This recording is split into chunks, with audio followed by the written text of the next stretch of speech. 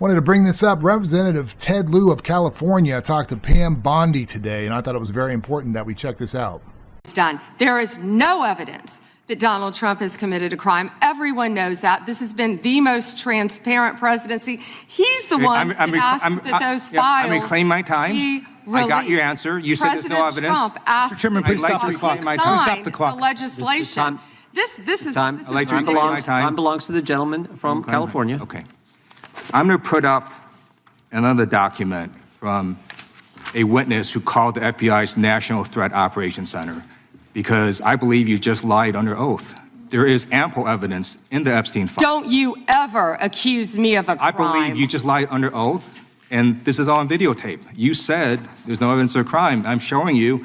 Here is a witness statement who called into the FBI's Threat Operations Center. He drove Donald Trump around in a limo. He overheard what Donald Trump said to Jeffrey on his cell phone. He was so angry, he was going to stop a limo and hurt Donald Trump. And he met a girl who said she was raped by Donald Trump and Jeffrey Epstein. She later had her head blown off, and officers at the scene said that could not have been suicide. See, if you go to the Epstein Library that the Department of Justice provides us by law, this site houses materials responsive under the Epstein Files Transparency Act that Congress passed so that the American public would be fully aware of what the Epstein files contained. Search for that, you get a PDF. That PDF, and it's redacted. You can't really tell what's going on. As somebody talked about his time meeting Donald Trump, somebody immediately, demeanor went stone cold, as stated, he raped me. Somebody said, what? As replied, Donald J. Trump had raped her along with Jeffrey Epstein.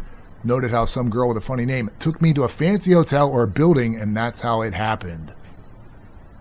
Somebody advised somebody to call the police regarding the incident, as stated, I can't, they will kill me. On Christmas Day, somebody contacted somebody stating she had in fact called the police about what they had talked about. Somebody told somebody they had done good, but did not hear from or until 1/10/20 in 2000.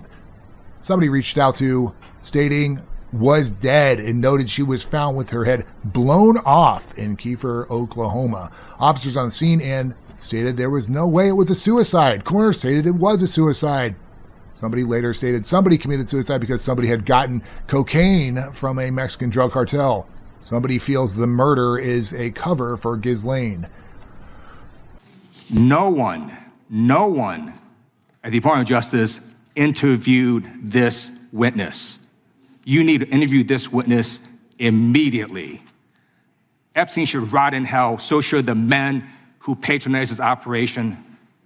And as we say here today, there are over 1,000 sex trafficking victims, and you have not held a single man accountable. Shame on you. If you had any decency, you would resign right after this hearing concludes. There's two tiers of justice. You're a DOJ. The Department of Justice seems to do justice when it's not involving powerful people. If this were me and I was involved in this, I'm pretty certain I'd be in jail until there was a trial with probably no bond.